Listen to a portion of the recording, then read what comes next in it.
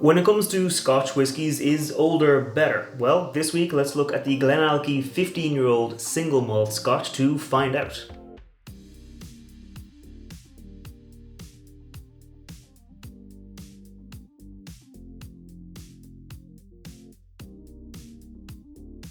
Welcome back to the channel. I'm Matt, I'm the Whiskey Nerd, and like I said, this week I'm looking at the 15-year-old Single Malt from Glenallachie.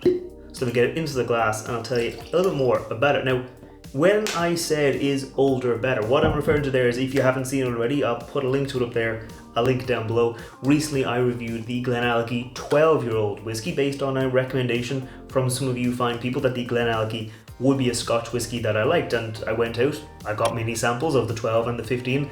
I liked them both enough to buy full-size bottles, and that's what I've got here today.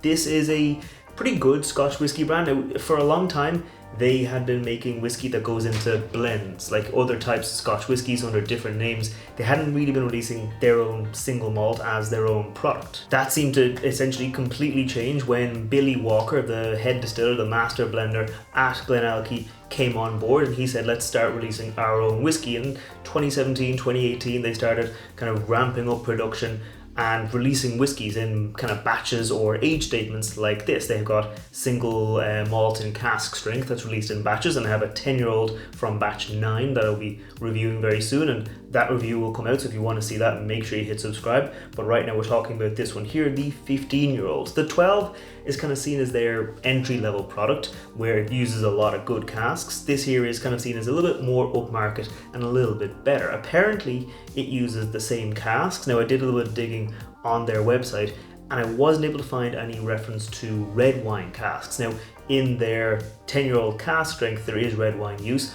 On their website they just talk about using good sherry wood and highlighting the sherry wood influence in the whiskey. They don't reference any red wine, but based on the tasting notes and based on like some other people's research online, they think that there might be a little bit of red wine influence in there, but it's hard to say for sure. What they have used though are first and second fill bourbon casks, some virgin oak casks, oloroso and PX sherry casks. You're going to get a lot of that sherry influence into the whiskey. They don't say how long the individual components were spent in those casks, but I'd say that this spent a bit longer in those kind of finishing casks than the 12-year-old did, because it is a much darker whiskey, and when I get to my tasting notes you'll see it has much more of like a heavy set, dense sherry note to it that you'd expect from having spent longer in sherry casks. It is natural colour, it is non-chill filtered, and it comes in at 46% ABV, which is a nice weight for a whiskey, where it's not down the floor where you're kind of losing out on some of the flavours, but it's not also super high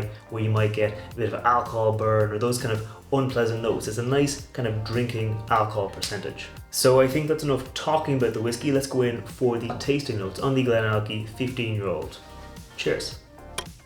Okay, immediately on the nose, it's sherried malt. So you'd expect it's a single malt whiskey from the Speyside region, so it's not smoky, and there's a lot of sherry influence in there, but like it is really sherry influence there. You get a bit of like almost dried nuts from a bit of oloroso in there, but you've really got this wrapper of like syrupy figs, dried fruits, stewed plums, like those really like dense, like concentrated sugar notes you get from PX, the Pedro Jimenez sherry, which is really dense of a sherry and it has a lot of flavour to it. I'm getting a lot of that influence in here on top of the malt. Like, it's not overpowering the malt. You can still taste or smell the malt at least on the nose, but you're not losing it behind that sherry. You're still getting a lot of that sherry note as well.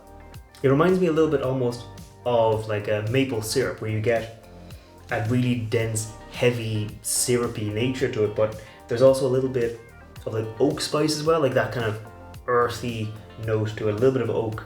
Maybe not oak spice, but like the character of the oak, the flavour of that oak is coming through. Maybe that's the virgin oak influence coming through, but yeah, really like syrupy and rich, but not, again, overpowering the malt. I am getting like a little bit of like a minerality, like almost like a, I don't know how to describe it, like stones, like it, I know that doesn't sound very appealing, but you know when you get that natural mineral water where it has got that little bit of like minerality to it, where it's almost like it's been filtered through rocks and you get that kind of note.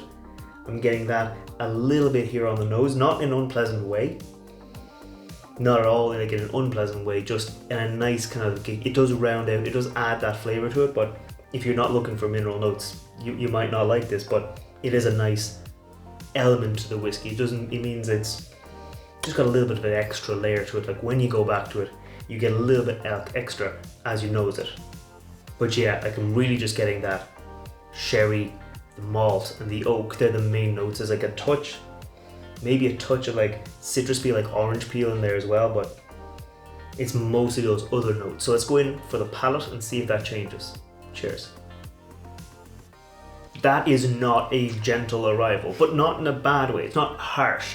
It just hits your palate in a big way. You get this big, syrupy, dense sherry note, but then you get a lot of that oak spice as well. Like in the nose, I was getting kind of the oak character coming through, a little bit of the spice. Here, it's much more spicy. You're getting that sherry and that oak spice right behind, like that sherry-filled oak is definitely coming through.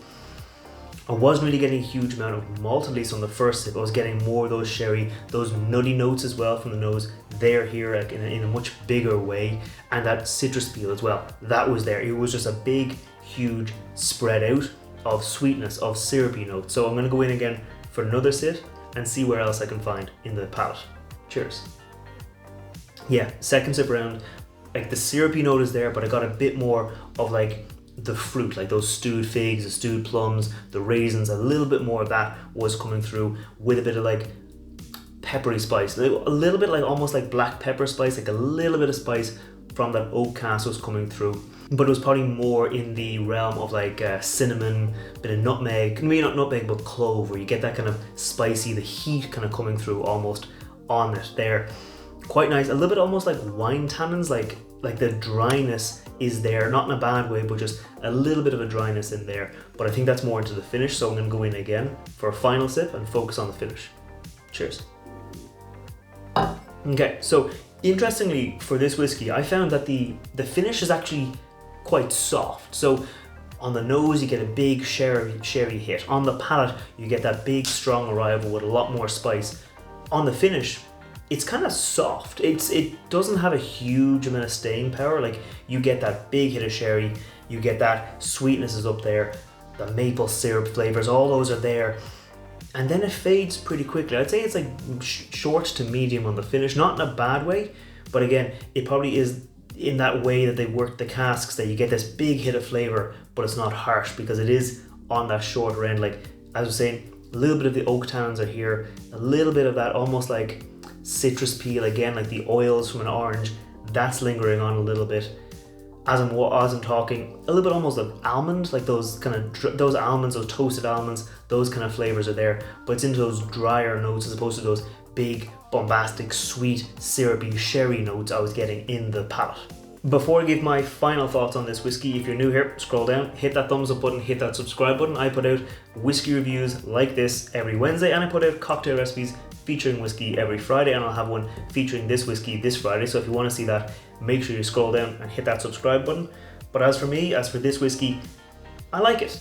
I think it's very similar to the 12-year-old whiskey, but it's just a bit more, it's a bit bigger. Where that 12-year-old had a kind of influence of the bourbon, influence of the virgin oak, influence of the sherry, this here is just a bit more in that sherry, where you had a bit more of that PX richness, where you get all those more notes into it. So I think it's quite nice, it's quite rich, it's quite tasty. It's a very similar whiskey to the 12-year-old, just turned up a notch, just made a little bit better, a little bit bigger. I think it is a little bit better as well than the 12-year-old, but it's kind of marginal. It's not, I wouldn't say it's a huge difference. I can't remember off the top of my head the price I paid for these whiskies, but there wasn't a huge difference. I got them on sale, so I think it was a fair enough price. I think I got it on sale because they've recently released new packaging for this, so it looks a little bit different. So I think the shop was selling off the old style bottles.